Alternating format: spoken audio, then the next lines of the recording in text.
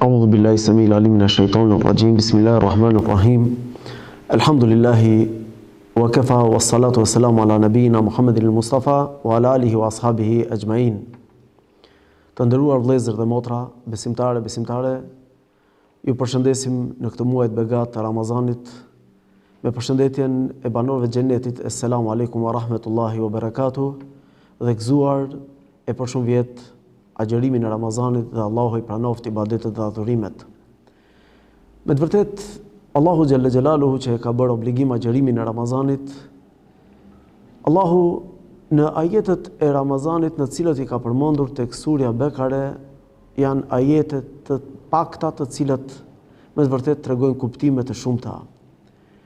Ata tregojnë për disa baza themelore në të cilat Allahu azza wa jalla ka dashur që në këto ajete të agjërimit t'i shtojë dhe këto mësime të cilat vinë si mirësi dhe dobi për çdo njërin prej besimtarëve dhe besimtareve. Allahu xhalla xhelalu po të ndalemi tek ajeti i parë i agjërimit ka përmendur fundin e ajetit me qëllim që të bëhen të devotshëm. Dhe kjo jo pa qëllim vjen në këtë ajet kuranor dhe mbyllet ajeti i agjërimit, ajeti i 4 i agjërimit, përsëri kështu Allahu azza wa jalla ju tregon argumentet me qëllim që të bëhen të devotshëm. Pra Allahu azza wa jalla ka përmendur një prej shtyllave të para është devotshmëria. Më vonë në ajetin tjetër Allahu xhalla xhelaluhu ka përmendur udhëzimin, ka përmendur Allahu azza wa jalla dhe falëndrimin e Allahut azza wa jalla dhe ka përmendur dhe dhikrin ose përmendjen e Allahut xhalla xhelaluhu.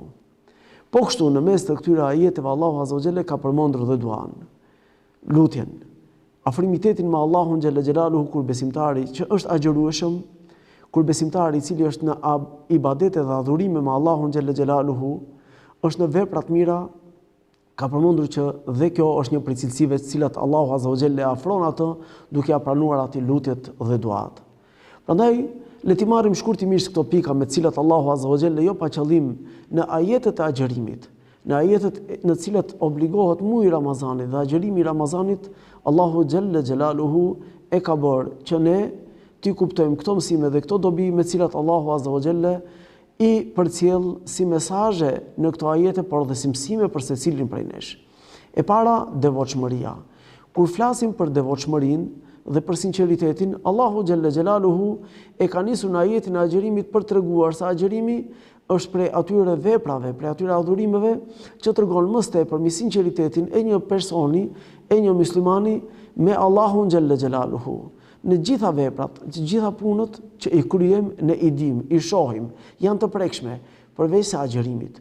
Prandaj dhe tek shpërblimi i agjërimit, Allahu xhalla xhelaluhu kur thot pejgamberi alayhis salatu wassalam në hadith fa in illa siyam fa innahu li wa ana ajzi bihi, thot përveç se agjërimit, sepse agjërimi është për mua dhe unë jap shpërblimin për agjërimin, atëherë Allahu xhalla xhelaluhu na ka bërë të qartë sepse Allahu është ai që i jep shpërblimin për çdo punë në mënyrë të kufizuar, kurse për agjërimin nuk jep kufizim.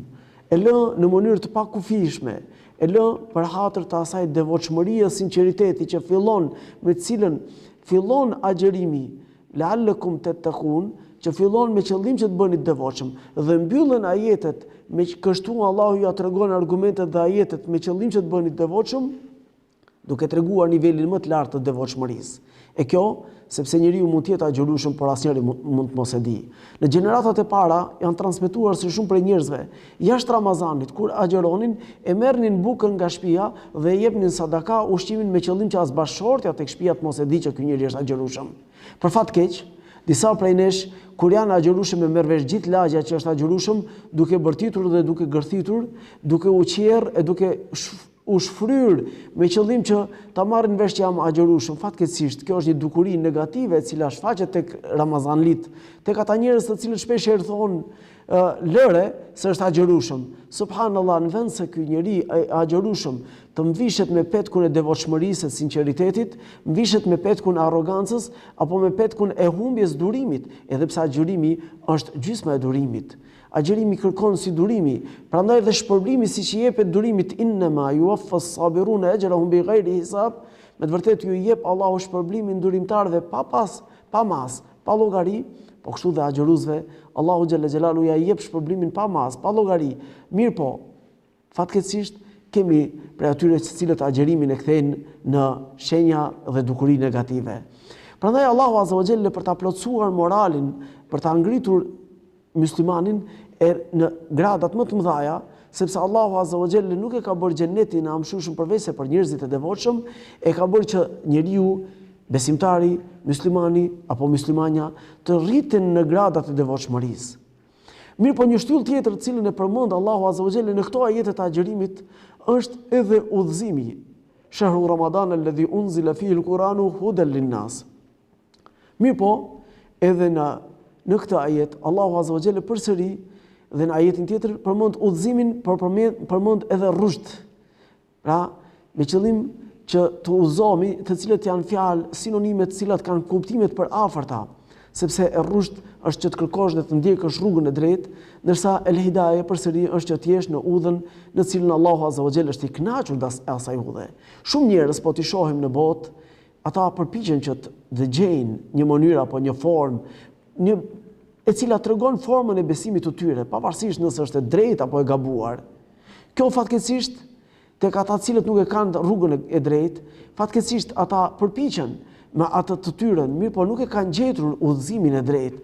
Allahu xhalla xhelaluhu e ka bërë që në muajin e Ramazanit e ka përmendur Allahu azza wa jalla jo pa qëllim kemi zbritur Kur'anin, me qëllim që muslimani të mvishet me petkun, të mvishet me librin e Allahut, me fjalën e Allahu xhalla xhelaluhu dhe ta bëj atë të mishërohet në trupin e tij duke u bërë si një mjet me cilën muslimani e ndjek dhe e zbaton atë gjatë gjithë jetës. Për fat të keq, shumë prej muslimanëve përpiqen që ta lexojnë atë dhe ta kuptojnë sipas mendjeve të tyre. Kjo nuk është rruga e drejtë, sepse Kur'ani kërkon që të thellohesh në kuptimet e tija, në shkaqet e zbritjes, kërkon në mësimet, kërkon të dëgjohen dietarët, kërkon që të lexohen komentet, ato libra të cilët janë shkruar për të komentuar mënyrën me cilën Allahu azza wa jalla dhe kuptimet më të sakta që Allahu ka dashur që t'i thonë. E kjo të bën që ti të parafrohesh në ato cilësitë më të mira. E ky udhëzim, kjo është ajo me cilën Allahu azza wa jalla e jep dhe e afron në ajetet e agjerimit jo pa qëllim, sepse agjerimi e dobëson njeriu në karakterin fizik, por e forcon atë në karakterin moral. Prandaj dhe pejgamberi alayhis salatu wassalam ka porositur që ato djelmosha që s'kan mundësi që të martohen, le të agjerojnë. Pse? Sepse agjerimi e largon atë, duke qenë i dobët fizikisht, por i fortë moralisht, atëherë e largon nga çdo epsh, sepse njeriu në vetveten e tij ka epshe. Mirë po ndjekja e mësimeve të Kur'anit e bën atë që të jetë përpara të ketë udhën e qartë, dritën me cilën Allahu azza wa jalla e ka bërë për secilin prej nesh që të orientohet në atë udhë edhe që ta ndjek atë me përpikmëri me qëllim që të bëhet i devotshëm. Sepse ndjekja çdo rrugë tjetër, ndjekja çdo formë tjetër, jashtë asaj që ka dërguar Allahu xhalla xhelaluhu, nuk çon në kënaqësinë e Allahu xhalla xhelaluhu. Prandaj udhëzimi është kërkuar prej Allahu xhalla xhelaluhu. Gjithashtu një komponent tjetër që Allahu azza wa jalla në këtë ajet të agjerimit ka përmend walitukabbirullaha ala ma hadakum. Me madhëruar Allahun azza wa jalla për mirësinë që Allahu xhalla xhelaluhu ju ka udhëzuar. Ne shpeshherë i kuptojmë mirësitë se Allahu azza wa jalla thotë wa atakum min kulli ma sa'altumuh. Allahu ju ka dhuruar çdo gjë që ju e keni kërkuar, çdo gjë që keni nevojë, ju ka dhënë shëndetin, ju ka dhënë shikimin, dëgjimin, ju ka dhënë Allahu azza wa jalla pasuri, fëmijë, ju ka dhënë Allahu azza wa jalla çdo gjë. Por mirësia më e madhe është mirësia e imanit. Pse? Sepse po ti rikthehemi pak më përpara ose edhe pak më pas në këtë ajet kuranor, po të ndalemi kur e përmend Ramazanin thot ditë të caktuara, ditë të numëruara. Mirë, po për ditë të numëruara me mirësinë e imanit fiton xhenetin e përhershëm, jetën e përhershme, kënaqësinë e botës përteme, ajo botë me cilën me të vërtetë duke falendëruar Allahun dhe duke madhëruar Allahun xhalla xhelaluhu. Me qëllim sepse falënderimi ose dhikri i Allahut është me të vërtetë mirësi prej mirësive që Allahu azza wa jalla kur një njeri gojën e tij siç thot pejgamberi alayhis salatu wasalam la yazalu lisanuka ratban bi dhikrillah, që gjuha e besimtarit të duke përmend Allahun xhalla xhelaluhu. Kjo është agjerimi më i lartë. Imam el-Ghazali rahimahullah, kur e ka përmend prej agjerimeve, ka thënë që agjerimi i njerëzve të sinqert, njerëzve të devotshëm, është agjerim që gjuha e tyre jo vetëm që largohet nga ato veprime të pahishme, nga fjalë të padobishme, por përkundrazi e shfrytëzon me gjuhën e tij, duke bërë dhikr. E kjo lidhet me Ramazanin, se sa më shumë që të përmendet Allahu Azza wa Jalla në Ramazan, atëherë aq më shumë formohet kjo shtyllë e fortë, ky ibadet i cili me të vërtetë nuk kërkon as abdes, nuk kërkon as përqendrim siç përqendrohemi në namaz. Ti mundesh që të jesh duke punuar në punën tënde, por me dhikrin që përbën me të vërtetë një prej ibadeteve më të mëdha, duke u afruar ke Allahu Azza wa Jalla, e duke u lartësuar ke i madhi Allah dhe duke marrë shpërblime të mëdha. Shpeshherë ne i dëgjojmë fjalë dhe porosit pejgamberit alayhis salatu wassalam për dhikrin. Shpeshherë dëgjojmë për fjalën subhanallahi, elhamdulillahi, wallahu akbar, wala hawla wala quwata illa billahi al-aliyyil azim. Nuk na kushton asgjë nëse gjuha jon do t'i përmend, nëse gjuha jon do t'i shqiptoj, por do të ishte shumë mirësi ke Allahu xhalla xhelalu nëse ne i shfrytëzojmë ato dhe nëse ne përpiqemi që të jemi gjatë këtij muaji të begat, por dhe jashtë këtij muaji, se duke u praktikuar gjatë këtij muaji do të mësohet gjuha jonë, që edhe pas muajit Ramazanit do të mësohet që të jetë gjuhë që e përmend Allahu xhalla xhelaluhu. Gjithashtu prej shtyllave që përmend por këtë ajet kuranor Allahu xhalla xhelaluhu është edhe falënderimin, sepse falënderimi është pjesë e besimit. Ne fillojmë çdo namaz kur fillojmë falënderimi takon Allahut, elhamdulillahi rabbil alamin. Falënderimi takon Allahut në çdo gjendje që është muslimani. Kur ai është mirë, kur ai është sëmur, kur është ai i shëndetshëm, apo kur është i varfër apo i pasur, kur ai është i ri apo i vjetër.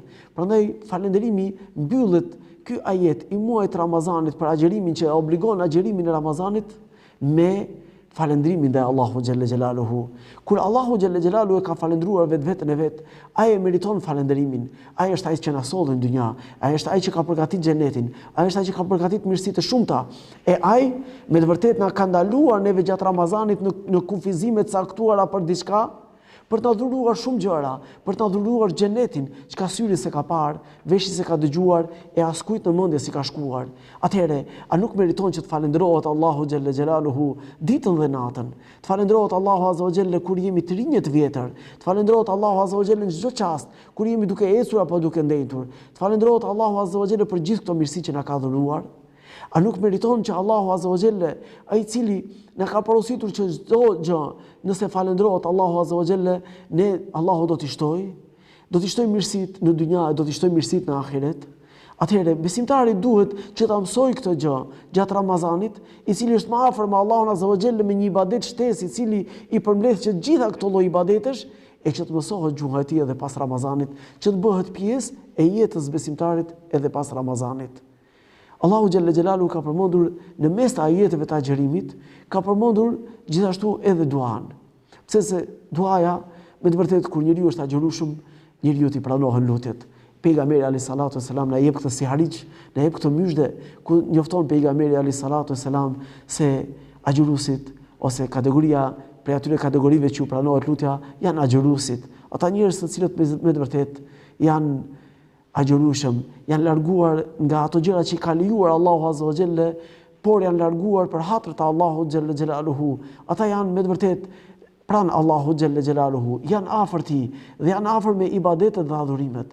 Kjo na jep që të kuptojmë se jo pa qëllim Allahu azza wa jalla e ka bërë që njeriu nuk është afër me pozitën e tij, por është afër me veprat e tij, me ibadetet e tij, me adhurimet e tij. Ta lutim Allahun azza wa jalla që t'i bëj këto ditë begata të Ramazanit, ditë me të cilat ne fitojmë kënaqësinë e Allahut xhalla xhelaluhu. Ta lutim Allahun azza wa jalla që t'i bëj këto ditë që të na udhëzojë Allahu azza wa jalla zemrat tona, e të na udhëzojë Allahu azza wa jalla fëmijët, bashkëshortet, të afërmit tan, e ta lutim Allahun azza wa jalla që ta bëjë neve falënderues, të na bëjë Allahu azza wa jalla për atyre që e falënderojmë Allahun azza wa jalla në dynja, e ta lutim Allahun azza wa jalla që të na bashkojë ne dhe ju në xhenetet e mëshueshme. Wa akhiru da'wana anil hamdulillahi rabbil alamin. Wassalamu alaikum wa rahmatullahi wa barakatuh.